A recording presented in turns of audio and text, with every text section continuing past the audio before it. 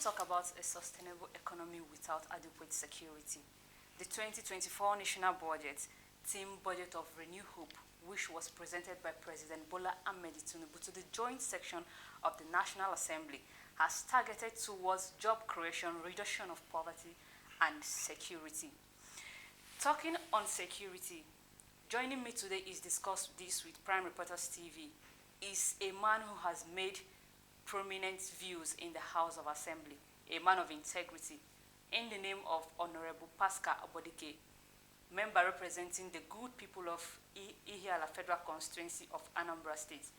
It's a great pleasure to have you, sir. Thank you. Budget of 27.5 trillion naira, which was targeted towards job creation, security, and reduction of poverty. But you and I know that we cannot achieve all this without adequate security. So what is your own view about the budget? Okay, thank you for the opportunity to speak to Nigerians. We are in the process of getting the budget of 2024 passed. As we all know, we've been on the process of bilateral interaction with the agencies and parastatals of government to go through the budget as presented by the President, Mr. President, line by line, which he christened budget of renewed hope.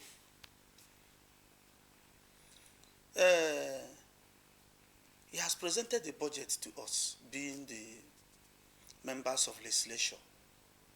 It is our duty to go through the budget line by line and go through the performance of the 2023 budget vis-a-vis 2024 budget before decision could be reached whether to pass the budget into law, the appropriation into law. As it stands today, the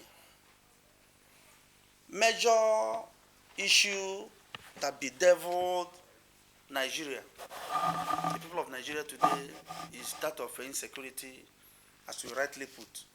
And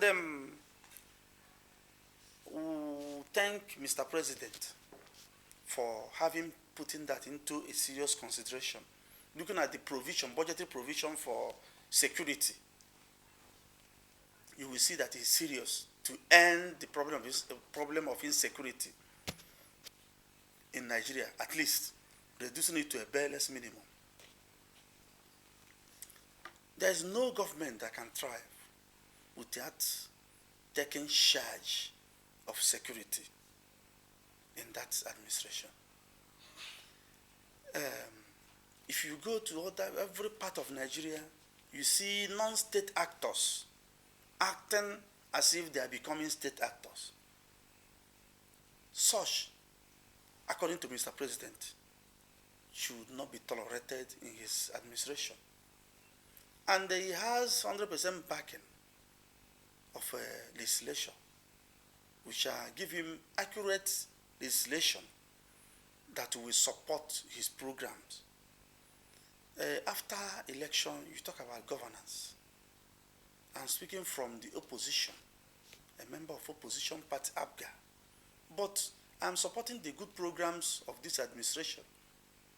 Wherever he's doing well, we support him. If he derails, we call him to order as members of opposition party. We must not like everything, all his programs, but anyone that is people-oriented, we are bound to support it. So, problem of insecurity, I think if we are making budgetary provision for to end insecurity, Southeast will be a major case study today. And we term it a budget that will ensure employment and poverty reduction. Employment and poverty reduction can be matched to be the same thing. When you create employment, you've reduced poverty to a very reasonable extent. So after going through the budget, my committee, most of the agencies in my committee, I've seen them, I've interacted with them, and I've seen how they performed last year and the way forward. President, looking at the budget, we can attest that he has a good plan, very good plan for Nigerians. And we shall get it right, even security-wise. Coming to my local government, Ihiala, people call our place the capital of lawlessness as it stands today. But I know it's just for a while.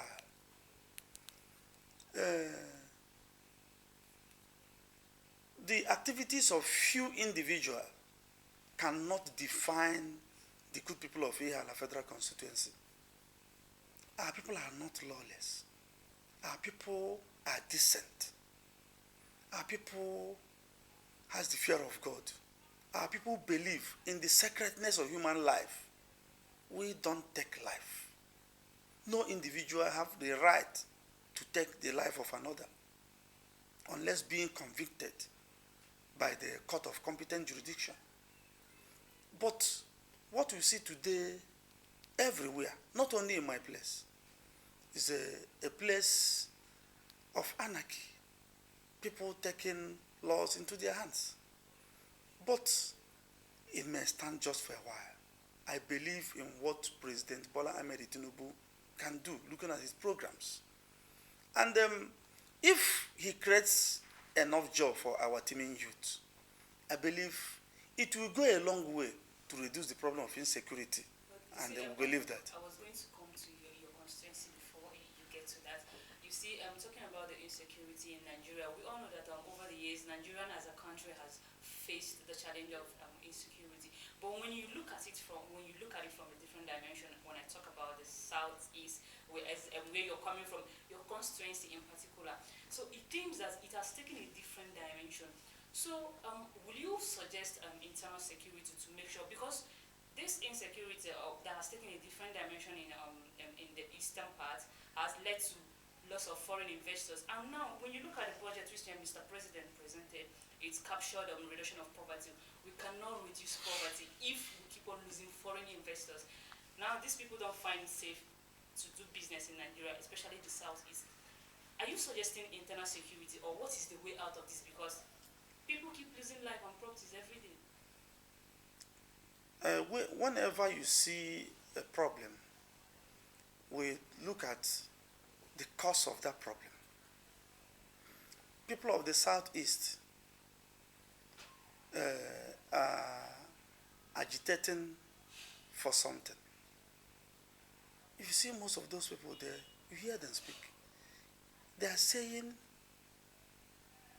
that they are not being treated fairly. People are talking about marginalization. People are talking about uneven sharing of our resources.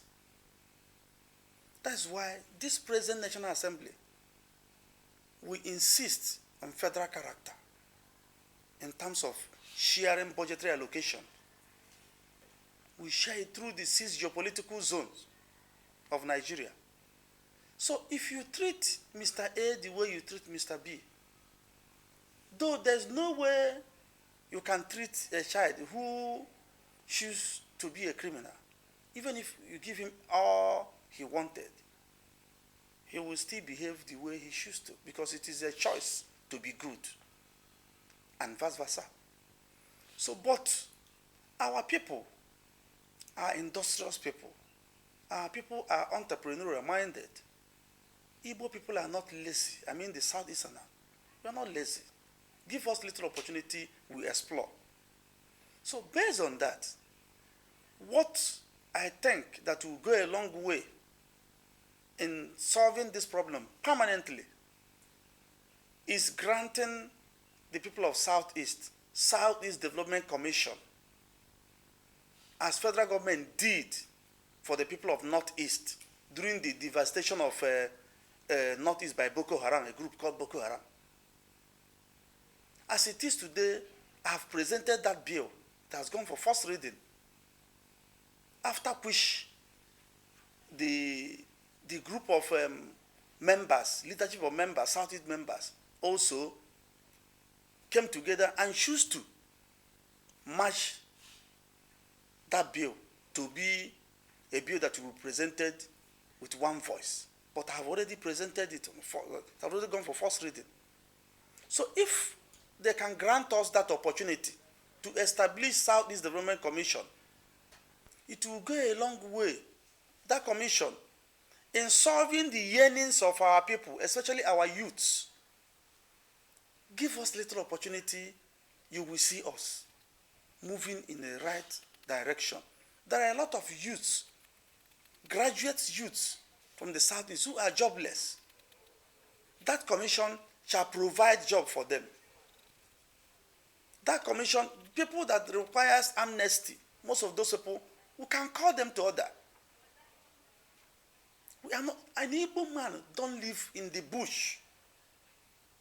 It's not possible.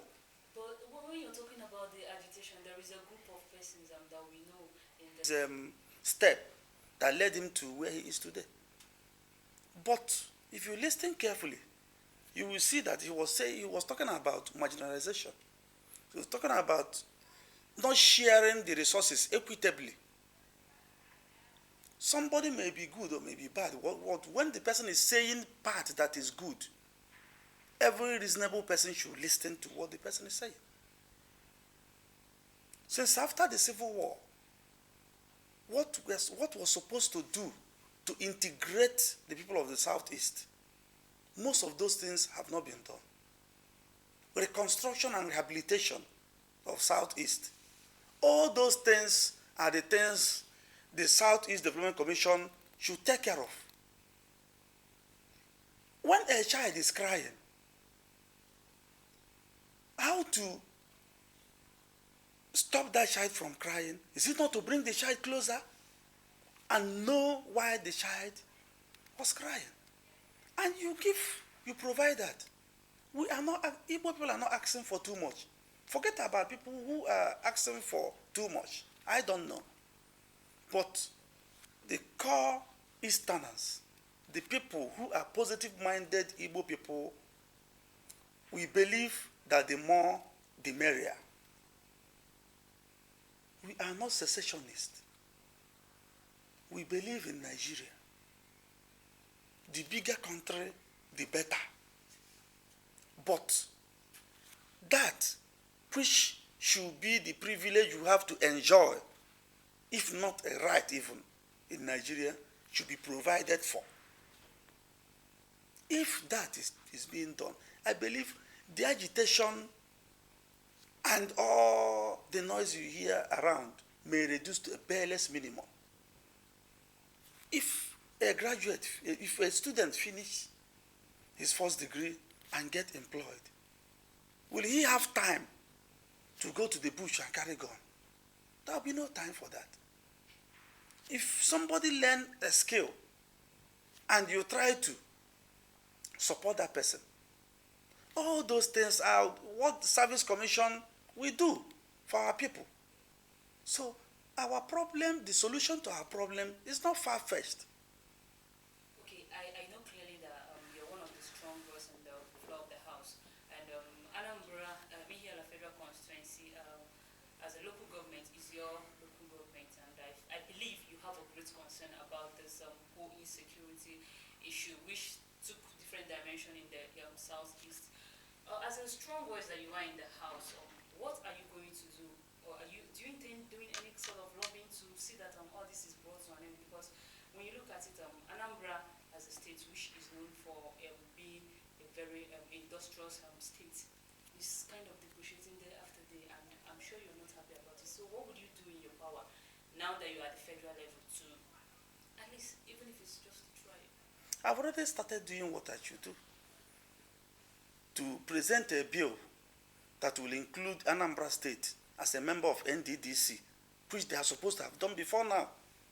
I came and noticed it and presented that bill to amend NDTC Act and include Anambra State in the oil-producing states in Nigeria. The 13% oil derivation should be given to Anambra State. I've already presented it.